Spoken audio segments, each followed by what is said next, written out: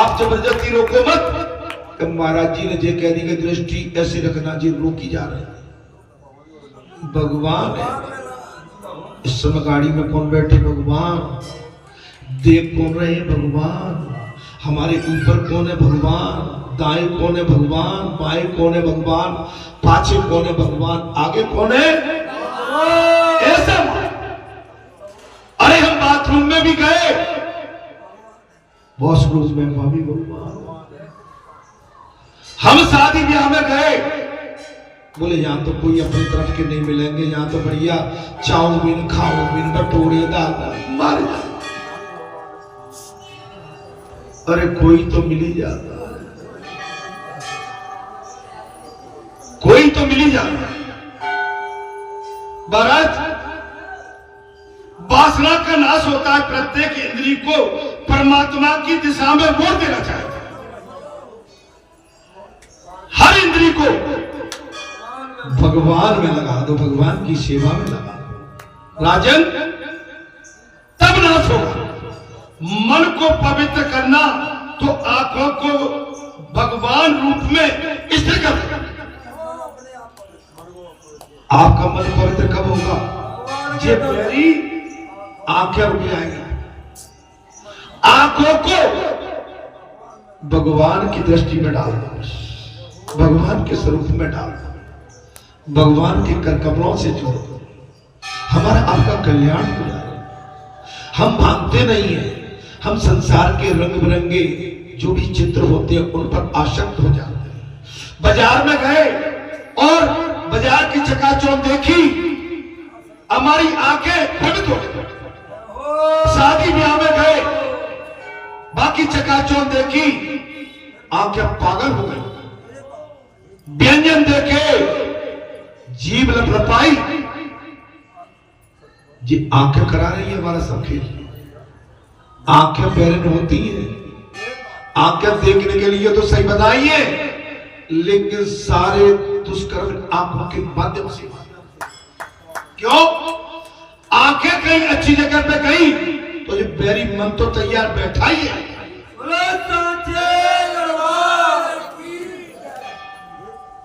ये दुष्ट मन तो बैठा तैयार, लपलपा के बैठा है। मौका मिलना चाहिए मन को, अखियों को रहने दो, बस अखियों को डांट के गलत जगह पर दृष्टि न जाए, इतनी भगवान से दया मांगे, गुरु से दया मांगे। महाराज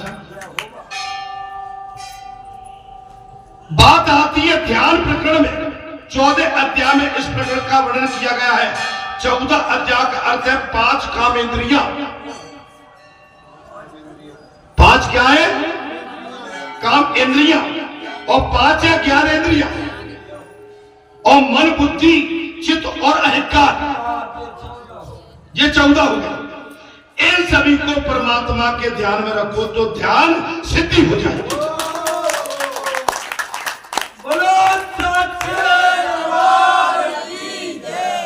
इन सबको कहां रखना है? कथा में आनंद आ रहा है क्या आलस आ रहा है?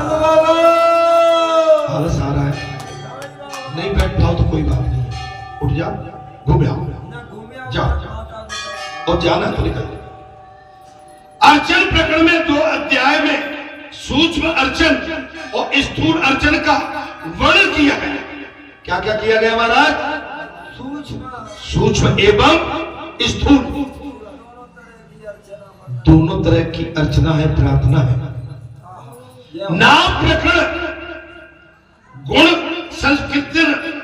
संकीर्तन और नाम संकीर्तन का 3 अध्याय में वर्णन है। भगवान सुखदेव कहते हैं राजन, परमात्मा के मंगलमय नाम का जप करो। आज कथा वही चल रही है, केवल भगवान का जाप करो। चाहे ज्ञान मार्ग हो या भक्ति मार्ग, किंतु ईश्वर की साधना और ध्यान किए बिना काम नष्ट हो ही नहीं सकता।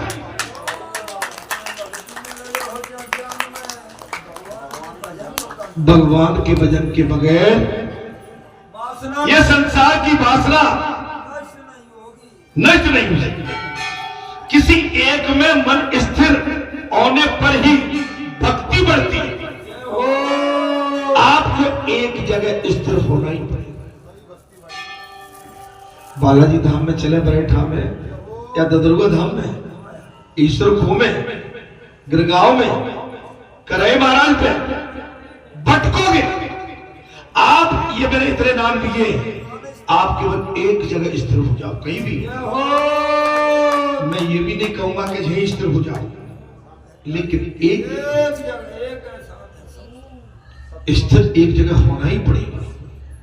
आपका परिचय जब सही होगा, जब आप अपना उद्देश्य एक जगह स्थिर कर दोगे तब, नहीं तो आपका परिचय भी नहीं हो पाएगा। महाराज इस प्रकार 3 साधन बताए गए हैं, ध्यान, अर्चन, नाम। इन तीनों साधनों के सहारे पाप का नाश हो जाता है। आप एक जगह स्थित तो हो जाओ। ये आपकी 14 ज्ञान इंद्रियां हैं, इन्हें रोक।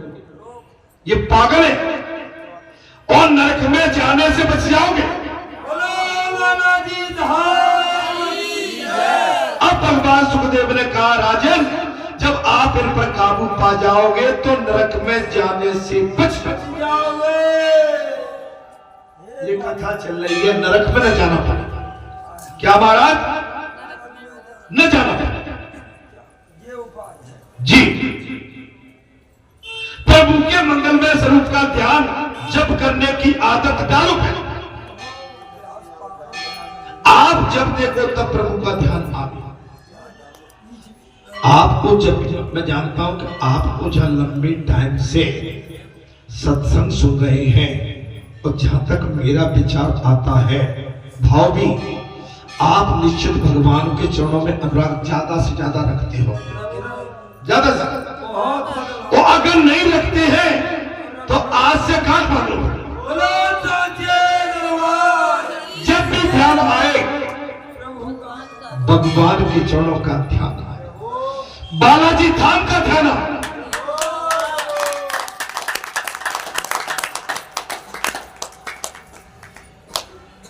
आदत डाल, नियमित सेवा करो। मन की सेवा। आप डेली बालाजी पर, हम गेट पर पहुंच गए, फिर रोड पर पहुंच गए, वहां से अंदर प्रवेश कर गए, रोड पे आ गए, बालाजी का मेन गेट आ गया, ठीक है, अंदर घुसे, ये दोनों साइड में डिवाइडर लगे हैं, वहां चल रहे हैं, सिड्डी आ गई, सिड्डी को नमन किया, घंटा बजाया, नमन किया, अंदर जा रहे हैं, तो बालाजी के चरणों में हमारा ध्यान लगा। ये हो गई मानसिक पूजा। जिस दिन हम नहीं आ पाते उस दिन हम अपने जिस जगह से वहां से मानसिक पूजा कर सकते। आने पर तो करते ही है। एक चीज और बता दूं, आने के बाद संसार की वातावरण से बचो, भजन करो। अब हमने अभी कही कि जहां बैठते तो बाबा का ध्यान होगा, तो तुमने कही चलो माता की तरफ चलते हैं आज, तो वहां भी बाबा बैठे, वहां भी नहीं चल पाएगी भाई। तुम्हारा बाबा बहुत चतुर है भाई, हर जगह पकड़ के रखता। मैंने कही भैया यहाँ तो घाम लगने लगी, चलो भीतर बैठेंगे छाए में, बाबा कहेगा भाभी घाम कर दिया, तो इधर आ जा।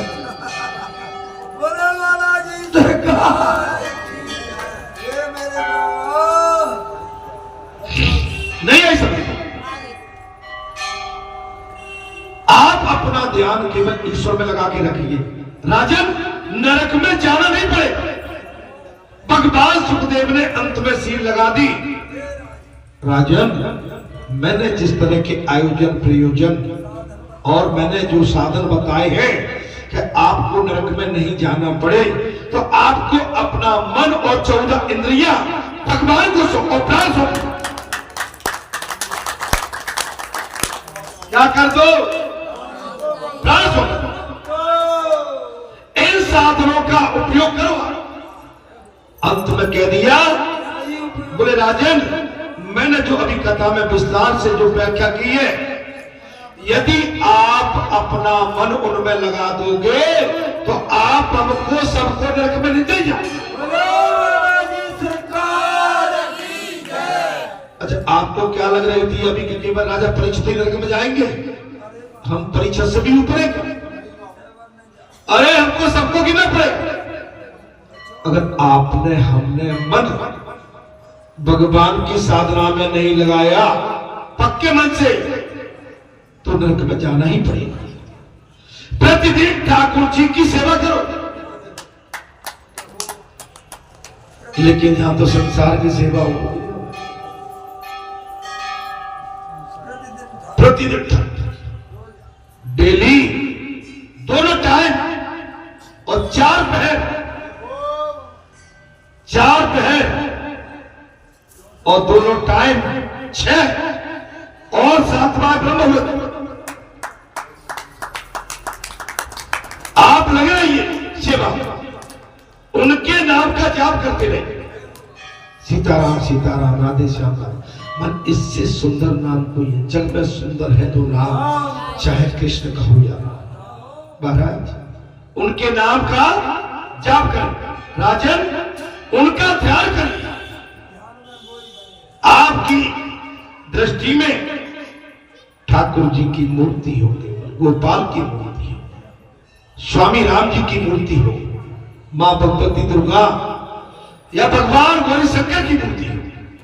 ये तीनों साधन तुम्हारे लिए शक्य न हो तो किसी एक साधन पर आप अटल हो जाओ। कैसी बात हो गई? बहुत अच्छी बाबा। 3 उपाय बताए और 3 में से अगर तुम एक पर भी रुक गए तो नरक में नहीं जाना पड़ेगा। ये तीनों साधन तुम्हारे लिए हैं। हे राजन, इंद्रियों को भक्ति रस में डुबाया जाए। इंद्रियों को भक्ति रस में डुबा दो। बुढ़ापे में कष्ट सहने के बाद, बीमारी में भी भगवान का भजन न छोड़े, भगवान का ध्यान न छोड़े, तब पक्की बात। बिना वासना भजन के वासना नष्ट नहीं होगी। भक्ति के सहारे जीव भगवान के पास जा सकता है।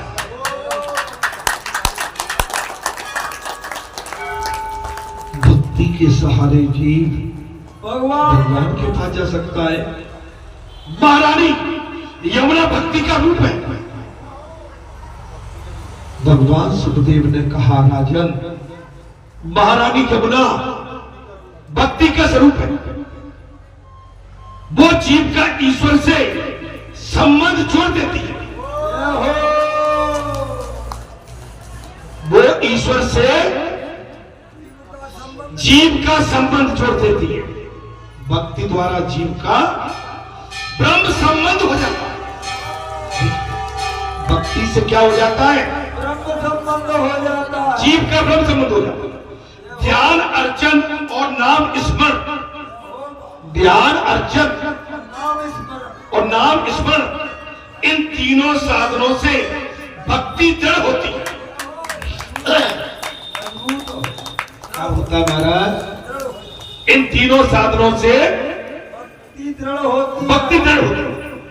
परमात्मा का ध्यान न किया जाए तब तक मन शुद्ध नहीं होता, और परमात्मा का ध्यान नहीं किया जाए जब तक मन शुद्ध नहीं होती। राजन, व्रत से दिव्य शुद्धि होती है। व्रत से दिव्य शुद्धि, किंतु मन की शुद्धि नहीं होती। किंतु मन की शुद्धि नहीं होती। दान करने से भगवान की प्राप्ति नहीं होगी। आप दान कितना भी कर लो, भगवान की प्राप्ति नहीं हो सकती जब तक मन शुद्ध न हो। मन चंगा तो कटौती में करो। दान का फल है लक्ष्मी। दान करोगे तो लक्ष्मी आएगा। कथा में समझ में आ रही है? दान का फल क्या है? लक्ष्मी। भगवान सुखदेव कहते हैं, राजन दान का फल है लक्ष्मी। और गीता में भी यही कहा गया है। महाराज क्या कहा है? न हम बर्दिनम तपस्याम न दानेम न इज्जाय, अर्थात वेद तप दान और यज्ञ ये मेरी प्रभु की प्राप्ति नहीं हो सकती। आप कितना भी दान करो, बोले हमने तो साहब 50 बोरी भेज दी, ठीक है, आपको मन शांति नहीं मिलेगी। हमने 100 बोरी गेहूं भेज दिए, मन शांति नहीं मिलेगी। भजन कीर्तन तप तपस्या साधना, भगवान का भजन, ब्रह्म मुहूर्त में उठना। आपने 100 बोरी 50 बोरी तो भेज दी, लेकिन रात को आप 2 बजे आए व्यापार करके, और कहीं के खाने पीने की आदत है, मुर्गा मटन दारू खच के आए और ब्रह्म मुहूर्त में उठी नहीं। भगवान जी सब देख रहा है, ठीक है। एक हाथ से तो आपने दान कर दिया। दान आपको केवल आपको दान बढ़ा रहा, लेकिन भक्ति नहीं बढ़ा रहा। भक्ति नहीं मिल रही भगवान की। आपको ठीक है दान किया है, बहुत अच्छी बात है, लेकिन बगैर भजन के, बगैर भक्ति के। अब जैसे आपके जो पीठाधीश है, बोले हम तो पीठाधीश क्या हो गए, अब एक काम करो हमारे लिए, एक सुंदर सा कहीं घर बना दो इसी में, और जितने ये दलदाती आएंगे और पीठाधीश बैठे हुए बढ़िया बस लोड बोर्ड लगा के वो बैठे हो बाबा आए आशीर्वाद देते। भाई भजन किया कि नहीं पहले बताओ, ठाकुर जी की आरती में खड़े हुए कि नहीं बताओ, आपने ठाकुर जी की परिक्रमा करी कि नहीं बताओ, आपने कथा कही कि नहीं बताओ। भाई आप आशीर्वाद तब दे पाओगे तब कुछ भगवान से लिया होगा तब।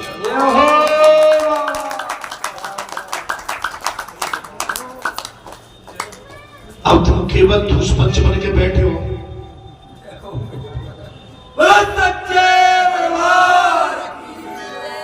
भाई कमाई करी होगी तभी तो कछु दोगे।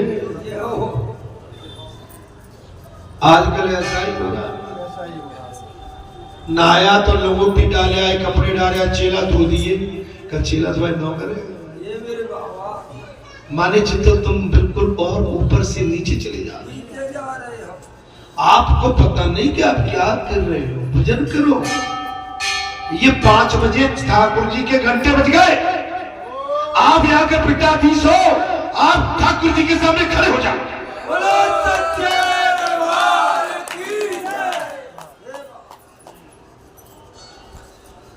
आजकल तो भागवताचार कथा तो जहां कहते हैं सोने ग्वालियर में जाते हैं, पता है कि नहीं पता?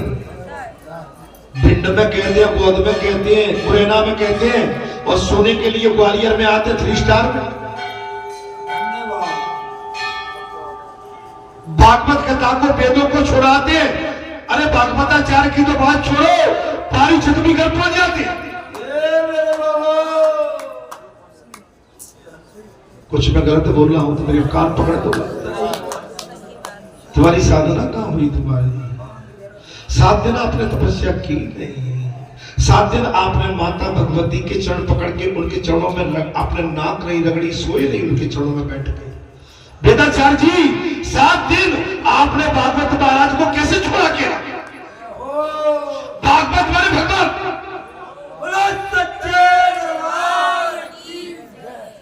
भागवत पुराण माने भगवान।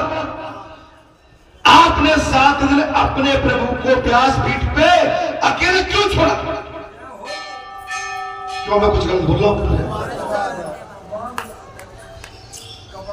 कपड़ा बांध के पड़े, अरे सांस तो लेने दो प्रभु को, अरे मेरे प्रभु को देखने तो दो। वो रात को आके तुमसे बतियाएंगे, वो तुम्हारे कान में कह जाएंगे बेटा जी कथा सुना देना।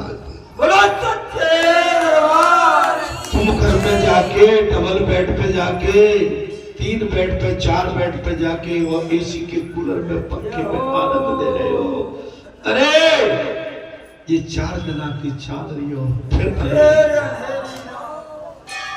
आज तुमको मौका मिला है, ये मौका परमात्मा दोबारा नहीं देगा। महाराज मैंने अभी प्रातः काल की कथा में वही कहा था कि ये गोष्ठी दोबारा आने वाली नहीं है। जीवन में बड़े बड़े समय बदल जाते हैं, जीवन में जो दिन आते हैं निकल जाते हैं वो लौट के नहीं आते। क्या आप अपने बचपन को वापस ला सकते हो? आप अपनी युवावस्था को वापस ला सकते हो?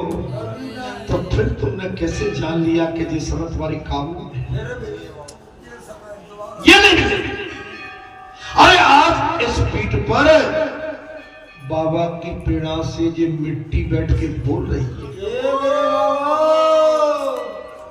बाबा की जान से ये मिट्टी बोल रही है। जब बाबा कहेगा कि अब तुम्हारा टाइम आ गया, मिट्टी में मिल जाओ, तो यहां तुम्हें केवल कुछ नहीं देखेगा। समझ में आ रही? आप समय का उपयोग नहीं किया। जीवन में हर जीव के सामने उसकी लाइफ एक मौका भगवान अच्छा दिखा। जितने भी जीव है मनुष्य, हर के जीवन में भगवान एक मौका देता है। अगर आपने एक वो अमूल्य मौका खो दिया तो वो मौका दोबारा नहीं आएगा। एक मौका और उसका उपयोग सही कर लेना चाहिए। महाराज कहां चले गए? यही कहीं परमात्मा का ध्यान करने से मन की शुद्धि होती है। भगवान सुखदेव ने कहा, राजन प्रति ध्यान करने की आवश्यकता है। ध्यान में एकाग्रता न हो सके तो नाम स्मरण करते रहिए। सीताराम सीता लगे रहिए। जैसे वाल्मीकि जी अनपढ़ थे, लुटेरे थे, लेकिन गुरु मंत्र मिल गया। राम कह के चले गए संत, राम और मां भूल गए और मरा कहने लगे। मरा मरा मरा मरा से राम पे उल्टा नाम जपा जग जाना, वाल्मीकि भय ब्रह्म शब्द। उल्टा नाम जपा था, सीधा नाम आ गया। आज वही वाल्मीकि ब्रह्म के समान हो। महाराज साधन के बिना सिद्धि की प्राप्ति नहीं हो सकती। साधना के बिना सिद्धि प्राप्त नहीं हो सकती। आपको साधन मिला है, बालाजी का प्रांगण, बालाजी का सुंदर देव स्थान। आप यहां पर मन खुल के साधना कीजिए। आप मन खुल के साधना करें। मनुष्य को चाहिए कि वो अपना जीवन लक्ष्य निश्चित करे। मनुष्य को क्या चाहिए? वो अपने जीवन का लक्ष्य निर्धारित करे, निश्चित करे। मनुष्य सोच तो ले, उसका इरादा क्या है? मनुष्य सोच तो ले, उसका इरादा क्या है? मनुष्य को चाहिए कि अपना जीवन का लक्ष्य स्वयं निश्चित कर ले। एक भी देखे बिना जीवन बिना नाविक की नौका सा है। आपका उद्देश्य क्या है? फिर तो संसार में भाई बगैर मल्हा के आपकी नाव चल रही है। इस नाम को केवल हार को गुरु, महापुरुष, देव पुरुष, ईश्वर, महात्मा, संत, माता पिता